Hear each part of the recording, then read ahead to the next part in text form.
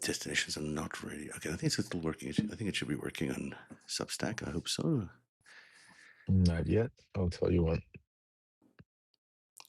Well, it's saying it's up here. So while you check, I'm going to just take a little bit of a moment here to Yeah, say no, hello, everybody, and yes. welcome. We're a bit late, but still very excited to be here with Lev Parnas, who has got so much knowledge about um, Howard Lutnick, but also about this entire Russian mob MAGA angle that we've been exposing through Howard Lutnick. And it's just a great opportunity to touch base with Lev and learn everything he knows about the connections between the Russian mob and Donald Trump, and the connections between the Russian mob and all these other characters like Howard Lutnick, who are being exposed in the Epstein files from day after day. For those of you who haven't been following, on this weekend, I published my second round of series of stories about Howard Lutnick, and it involved finding out that he was pretty close to Jeffrey Epstein in ways that made his denial the other day really kind of stunning. He said first that he didn't know who he was, that he went once as a neighbor. He went over to see Jeffrey Epstein and then walked away when he was confronted by the massage table. As it turns out, he landed up revealing later in front of the Senate that he had been there for lunch at the island. Um, okay, he'd been there for lunch. But then there's other things. Your son Aaron broke a story about his involvement with Jeffrey Epstein in an ad agency. That was another thing that showed up. And then came this incredible discovery of this 302, which is a whistleblower statement, or basically a police FBI interview with somebody who used to work at Cantor Fitzgerald, describing incredible criminal track record of Howard Lutnick, who's still the Commerce Secretary. So we're doing all of that. We're doing today's little conversation about that. We'll also have another conversation tonight at 7 p.m., Lev. But let me just say hello to everybody. Welcome aboard. Welcome to the show. And Lev, why don't you fill in some gaps here, and then I'll set up the Yeah, 302 so we can look through it in detail. beautiful. Beautiful. First of all, welcome everybody. This is a special, quick 30 to 45-minute live. Me and Zev are coming on because, first of all, you have some testimony going on right now behind the scenes with, what's his name? Les Wexner, Wexner Les in Wexner. Ohio. Yes, Yeah. in Ohio. We're going to be talking about this later. So, very important. Make sure everybody out there set your alarm 7 o'clock p.m. tonight, Eastern time. This is going to be a major special. We're going to have Ellie Leonard. We're going to have Wajahid Ali, probably Kate Justice. It's her birthday. Shout out to Kate. Happy birthday for all of you out there. And maybe Dean, maybe others. Definitely, you don't want to miss out at 7 o'clock. But definitely want to give you a lot of compliments. I mean, the story that you've been breaking and what you're leading into, I think most people don't realize. What everybody's concentrating when it comes to Howard Lutnick and others, and rightfully so, because the biggest thing, I mean, is the disgusting pedophilia, the disgusting sex trafficking that Jeffrey Epstein and a lot of these people have been involved with. But I want to make it very clear: a lot of these people have not been involved in sex trafficking or pedophilia. But that doesn't mean that they were not involved in other criminal activities with Jeffrey Epstein. And what Zen has been on a track, which is, I think, amazing. And we are now speaking with Congress and literally putting them on this track, is the financial crimes that have been going on over all these years. The one thing I want to remind everybody, we say Cantor Fitzgerald like it's like it's Merrill Lynch and everybody. Cantor Fitzgerald used to be, and it's not on the same level anymore, right? Is this still around? Even I don't know. Is Cantor I think it still still around? exists. It It still had a exists, tough time before 9/11. Did right? better after 9/11, which, he It did a little miraculously better. He survived. had a spike, right? He had a Yeah. spike, and then, but what I'm saying to you, it's he in the '90s, and this is where I came across. I had no interaction. I don't think with Howard Mm. Lutnick. I might have. I've met a lot of people in my life, so I won't say never. Because then somebody puts a picture of, Yeah. hey, you and Howard sitting at the bar. So I might have been with Howard, might have not. I did do business with Cantor Fitzgerald, because those of you that know my story, I used to have a brokerage firm. We were wholesale market makers, specialized in bulletin board pink sheet stocks, and we made markets for companies like Cantor Fitzgerald, and so we did business. So the one thing, and that's an important time. the 90s, the 80s, it was a very unregulated time in the stock market. It was a very unregulated time in a lot of industries, the mortgages and real estate and stuff like that, where people like Howard Lutnick, Epstein, and others, and you saw the Bernie Madoff. Bernie Madoff is just one out of many that have manipulated, took advantage of a lot of the things. And I think, Zev, what you're uncovering, and I think the links that we're leading into, I think is tremendously important, and I think we need to stay on it because it's besides all the disgusting pedophilia, but the financial crimes that Mm. have been committed over the years that have inflected our economy, inflect because we're not talking about they stole a $50 million house. Yeah, some of them did, like we're talking about the 2008 mortgage crash. Yeah. I'm saying to you, we're talking Trillions, about trillions of dollars, literally we're talking trillions. about 1987, the remember Black Black Monday, Monday, yeah. I'm saying to you, the stock market crash. We're talking about a lot of things that happened and a lot of other things that might not be even as big, but they were tremendously big at a time period that might have not reached the level of that have been playing out. And just think about the trillions of dollars and the money and the wealth that's been generated by all these people. But the other interesting part that we're uncovering through all of this and that we're tying the links is the links and how far back and how long have been tied to Russia. Hmm. Now, yes, other countries, we got China, we got, all over the world. You got all kind of players involved. But the interesting part is you start seeing the same names start popping up: Vexelberg, Deripaska, I'm saying to you, Rubelov, yeah, and same on names. Rubelov, I'm saying to you, you start seeing and you're hearing it and you start seeing it, the association, the Manafort, you know, um, and you're starting to see now with the links to the Howard Lutnicks of those time frame, because Howard Lutnick in those time frame, okay, everybody's concentrating. Okay, was Howard Lutnick getting massages from Epstein? Yeah. I don't know Howard Lutnick, but if I was to bet, Howard Lutnick was more interesting with Epstein and trying to make money than trying to get a massage. That Yeah. would be my opinion, Yeah. because just to see just what we're starting to see, and that's why I think he closed his eyes on all the other stuff, saying to, oh, I'm, just like a lot of other people, thinking that as long as I'm not involved, as long as it's okay because I'm not the one participating, which is Yeah. not okay. Because if you see something, say something. Right. That's one issue of it. The other issue is obviously the connections to organized crime. One of the things, Russian organized crime. I apologize. Because one of the things we spoke about also, don't forget when we talk about Howard Lutnick, you also have Steve Witkoff going back from these era and these ages that are tied into some of these same players and some of the same names that go back to these days that have been had apartments in Trump Tower, dealt business with Trump, and so on.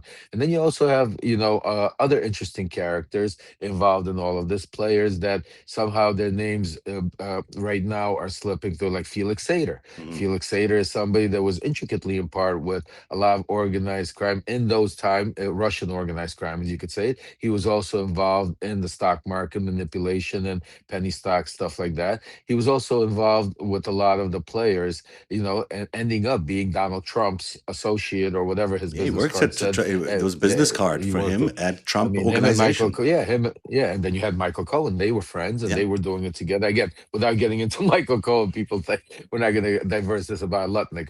But you had a lot of interesting people and a lot of interesting characters there to White, which you're finding out even more and more how with through the emails and stuff. So I think this is tremendous. So what Yeah. I think Yeah. We're going to go through the what will 302, so we'll do that. But what you're saying is so yeah. important. People, just to set the scene, you've got the 1980s, you've got the Russian mob moving in on the old La Cosa Nostra Italian mob. They're sort of taking over the playing field because they have a different kind of mob crime. They're not selling drugs on the street as much as they are working the stock market, doing accounting crimes, doing sort of white collar crimes.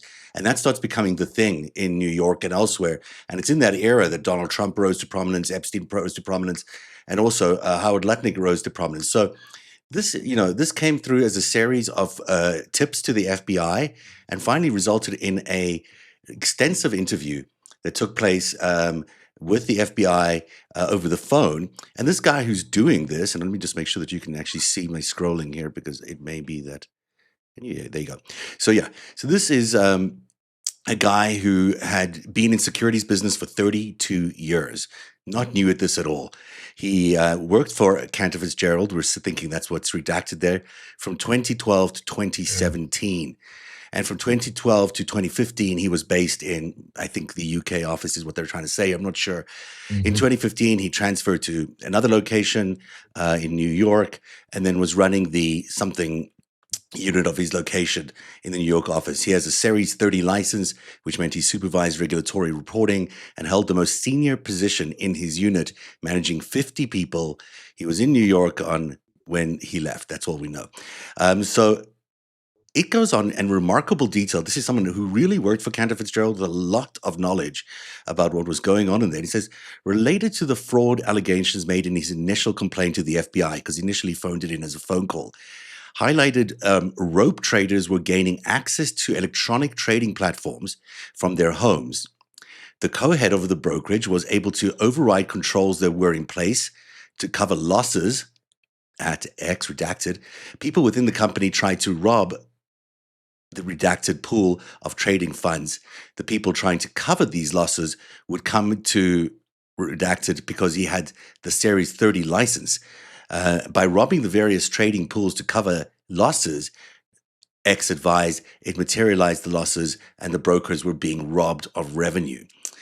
This is kind of technical for people, but it is criminal in nature. It's a criminal allegation against what was going on inside Cantor Oh, Fitzgerald. Can you explain some absolutely. of that? Uh, Does uh, that make any more sense to you than it does to me? Because it's I a lot of mean, technical I language there. mean, well, basically they were doing fraud, but I mean, without, and tonight we'll explain it a little bit more because I don't want to spend 15 minutes right now Yeah. explain, but we will definitely go into explain. But what they were doing is fraud, and in those years they did a lot of fraud, because like I said, it was an unregulated era. If you guys just to make a little bit for you to understand, if you saw The Wolf of Wall Street, for instance, Hmm. that movie, Jordan Belfort, that relates. I actually, worked with You always Jordan have a Belfort, connection. and back. I always, it's like so that was the time where a lot of the stuff was unregulated.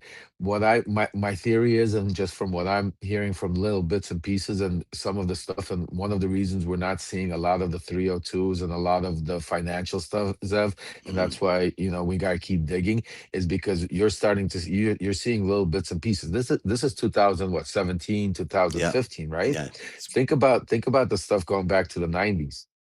Yeah, Think no, there's a about the stuff lot. going There's a back. lot there. And That they was kept that's what I'm saying. deregulating and deregulating and deregulating. Deregulating, correct. So, And also the other thing that we're going to look into, some of the things, is the trading accounts. A lot of these people intertwine, and you're going to start seeing all of a sudden a lot of insider trading happening. You're right, going to see a right. lot of, all of a sudden, you're going to this is a can Of worms. of butterflies or worms. They definitely, they're trying to hide, because just think about how sick they're distracting even from the financial crimes, even by throwing some of the like pedophilia stuff out there and throwing people under the bus, by to distract from the real, what they're in their mind is the real thing, is how It's many so trillions have important. been taken, Because and this how is many this is the people have crime been we're in. talking about. We're talking about a series, and I call the book "The Greatest Heist" because it's a series of crimes that land up stealing everything from America, and these smaller crimes feed into the bigger crimes, and it's a culture of fraud and criminal activity where the money goes, and where does it come from? At the end of the day, it's got to come from somebody's pockets. Lands up coming from the taxpayers' pockets. But let's keep going here. So X was involved in a global Ponzi scheme because they forced employees to pay 10% of their salary bonus into a share scheme they never became vested in. Employees were told that they could sell shares if they signed on to work at X for 4 years or more years. Employees were never given voting rights for the scheme, and the share prices were dropping. This is fairly common practice, although it is still fraud. It's a Ponzi scheme and it's a lie, Yeah, but and sure. it happens. It's it's yeah. I mean, normally it's for real companies. It's kind of a way to give your employees a way to try and make alongside the company. You get shares, or you buy at a certain price, options, and as Mhm. the company does well, you make money. But a lot of these employee scams, I remember there was a guy named Lou Pearlman, if you guys Yeah, I remember remember, that boy name. band. Why do I remember So that I was. name? Because he had discovered he had that biggest Ponzi scheme originally back then. The airplanes, the 350 Right. million. He discovered what's her name, Britney Spears, That's right. Was Timberlake, Britney making Spears the band.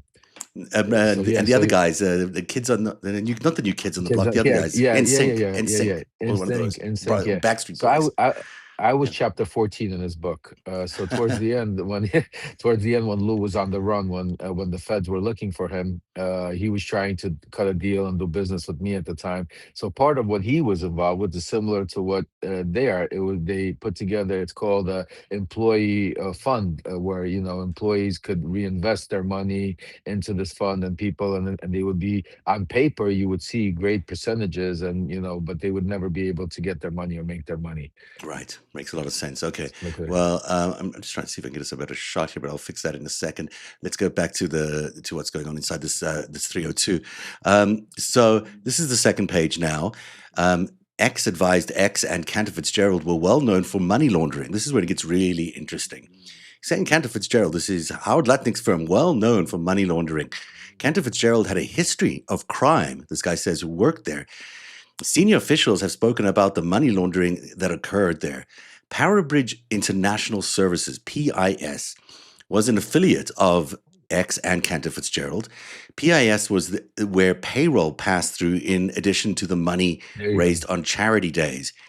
They were part of the compliance division, and X thought there were illegal wire transfers involving PIS. PIS was associated with Deutsche Bank, another big red flag that indicates Russian involvement, of course, very tied into Russian Yeah. money laundering at that time.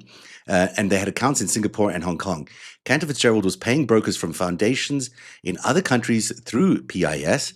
PIS had hired an ex Deutsche Bank CEO as global president, and the Panama Papers also connected Cantor Fitzgerald to these shell companies. These are all offshore holdings that were held at the time. So we're talking about money laundering on an international scale. To me, it looks like Russia gets involved in some of this, and it gets further down the line. You see a lot of Russian W- involvement in w- this 302. But just on your thoughts on that one, I'm yeah. really kind of curious to think Yeah, what your well, thoughts are. this is a very important one, because this is where we're starting to see, and this is where you see the words that, and you're talking about. They have a long history Mhm. of corruption. Russia got involved with Counter Fitzgerald in the 90s. In the night, and this is when this is where they're really scared of. The 90s was the real era where the relationships were built, the money were, because it was still very deregulated, and the regulations changed drastically in the late 90s, Sorry. early 2000s. Mhm. If you remember, especially after 9/11. After 9/11, it completely changed, the way banking, the way money, the way everything flowed. But prior to that, it was totally a different world.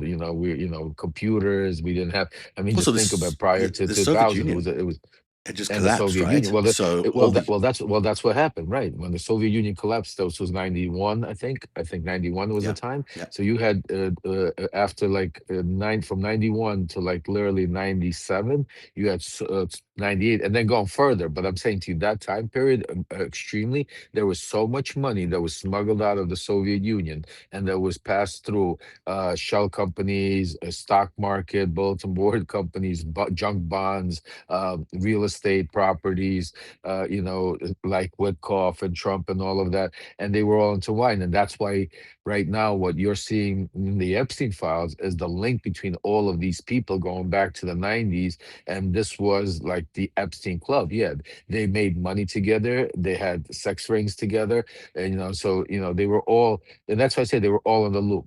The fact that Lutnick was participated on Epstein's Island or didn't participate on Epstein Island, the fact that Lutnick chose to do business with him, knowing that he was a pedophile, knowing that even saying it, him and his wife felt uncomfortable, knowing all of this, that to me, it puts him in the same realm. Maybe not as nasty or evil as the actual people that did the crime, but it's still pretty bad, because you know what?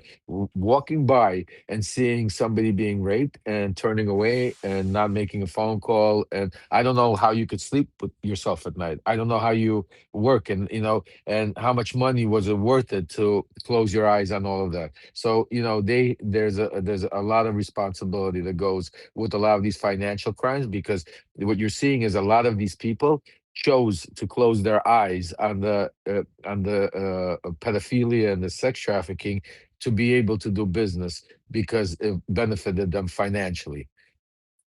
That is very astute. Let me also add Robert Maxwell was the guy who moved a lot of that money from Russia, from the Soviet Union to the West. And Robert Yeah. Maxwell, of course, Ghislaine Maxwell's father and Jeffrey Epstein's sort of mentor throughout many years. So it's not coincidental that this club got together and that Epstein was in the middle of Yeah. it.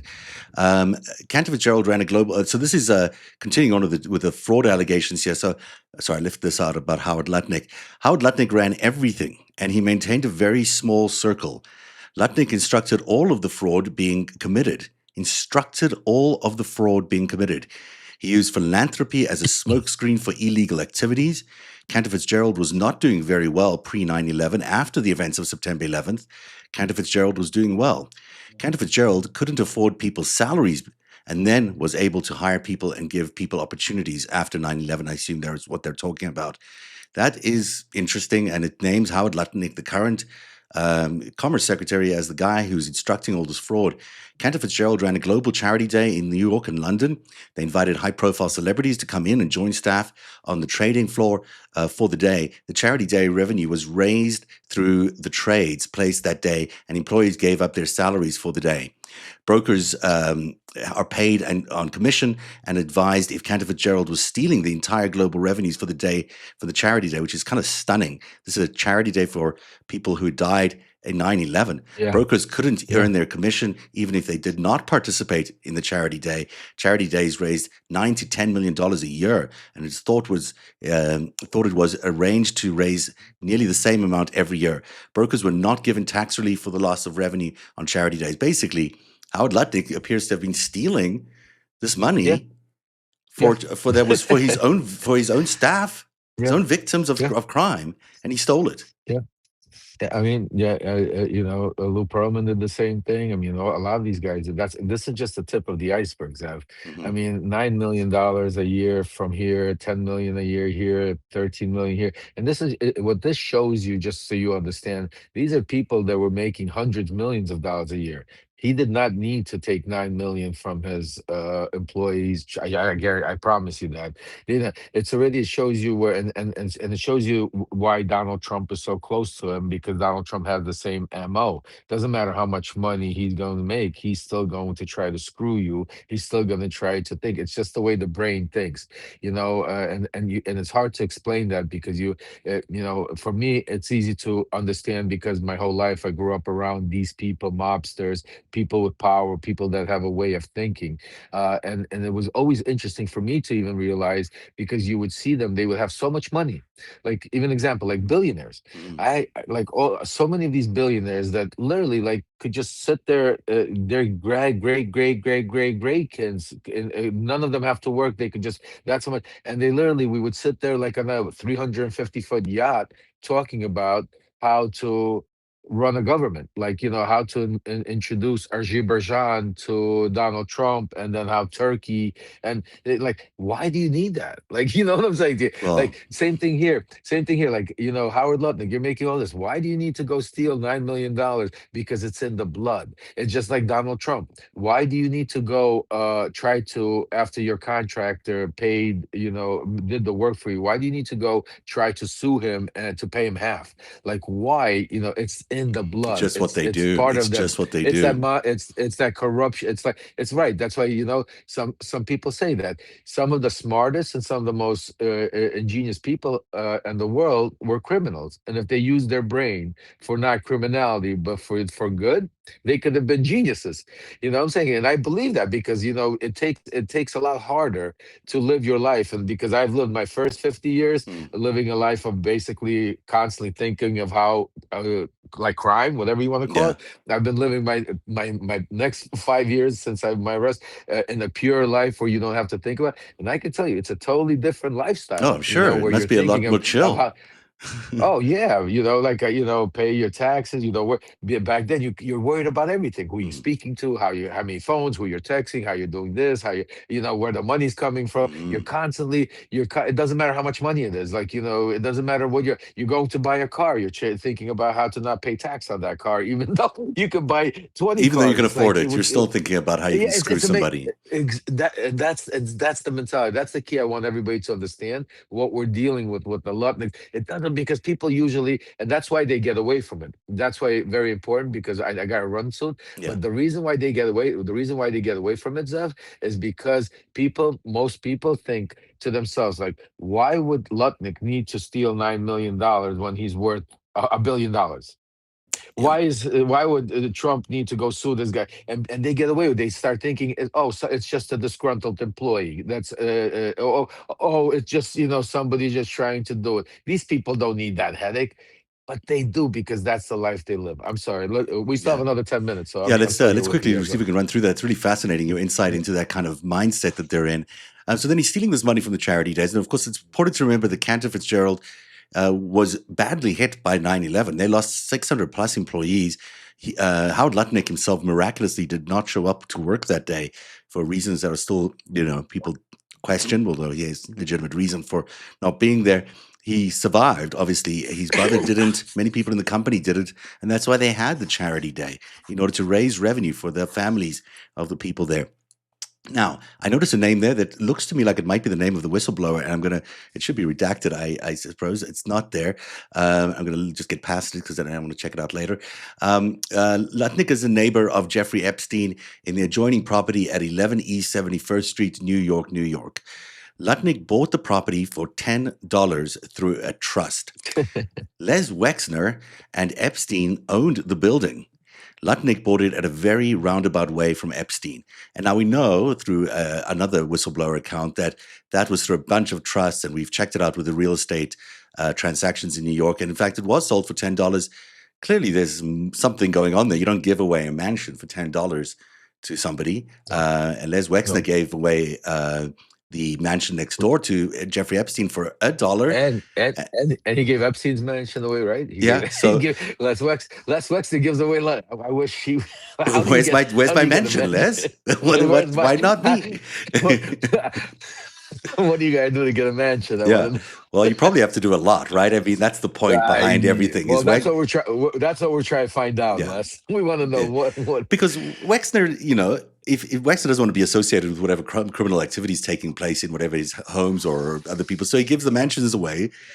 Then they can do the crimes, and he's not responsible. He sold it. He's out of the picture. And here comes this really important part that we really need to get to. This is astonishing to me because, as I've been describing in Greatest Heist, Jeffrey Epstein was very close to Bear Stearns. He never really left Bear Stearns. It was his first job. It was also his last job. He was there all the time. While he was officially fired from Bear Stearns, he ran this thing called liquid funding, an offshore holding for all the members of his network. And we still haven't found out who the people are in it, although now we're beginning to find out who it is. And what happened in 2008, as the market was crashing, Bear Stearns was collapsed internally by Jeffrey Epstein. He triggered the collapse of Bear Stearns, and then he set up JP Morgan to buy Bear Stearns. And the Treasury Department was set up to bail out Bear Stearns because they were the first to collapse. They were the first needing support. By the time they got to Lehman Brothers, they'd figured out they couldn't do this to everybody. But Bear Stearns got the Treasury bailout. And as part of the bailout, the only thing that got saved out of the bailout was this thing called liquid funding. It was paid out in full. It had $6.7 billion of toxic assets in it. Basically, it was leveraged at 180 to 1. And only that fund was bailed out in full by the Treasury before the sale of Bear Stearns to JP Morgan. It's unusual. What Why year? would this happen? What This is year was that? 2008, so 2007, Uh, 2008, yeah, it's around 2008. So, It's so it's Bear yes, Stearns it's gets interesting. I would be interested to see, again, going back to the '90s, because if you recall, that's how my brokerage career started. I used to, through Ace Greenberg Yeah. himself, the owner of Bear Stearns, and my cousin was very close with him at the time, and he actually ended up owning his own OSJ and having a branch out of Bear Stearns. I would be interested to see like the relationship, why what between Ace and Epstein, and why that played out, because Ace was no angel. You know No, what I'm saying? Ace loved Jeffrey Epstein. He wrote a Right. very That's what nice I'm note on saying his to you. 50th birthday book that He was Ghislaine no Maxwell did. angel. No, he's no Yeah. angel. He is no No, angel. that's how I want to make clear. I want to make clear, Yeah. like, because when you said that Epstein destroyed Bear Stearns, I Or was gonna collapsed say it. that I collapsed it. I was gonna say I'm sure Ace was Everybody was in on with it. him. And they all knew that Right. this was Everybody. this. Okay. All right.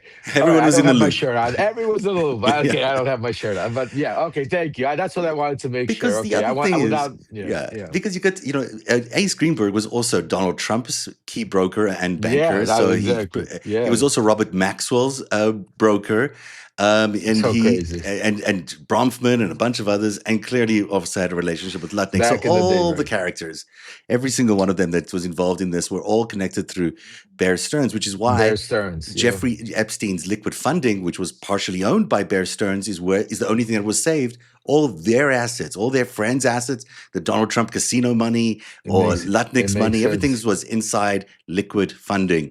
And liquid funding was the only thing that was saved. But here we have it on paper from someone inside, and this is dated 2021. This Yeah. is well before anyone's been paying attention the way we have to liquid funding. And he says, the ex advised there was a relationship between liquid funding and executives at Bear Stearns.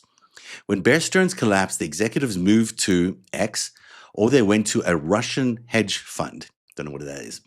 X advised BGC International was involved in crime and money laundering. Bear Stearns had hundreds of subsidiaries in 2018. BCG International was the parent company of many of these subsidiaries, to include JP Morgan Chase and BlackRock. So there's JP Morgan Chase again and BlackRock, who are exposed in the liquid funding. They also the security, at least JP Morgan Chase was a security company that had $250 million security loan to back up liquid funding.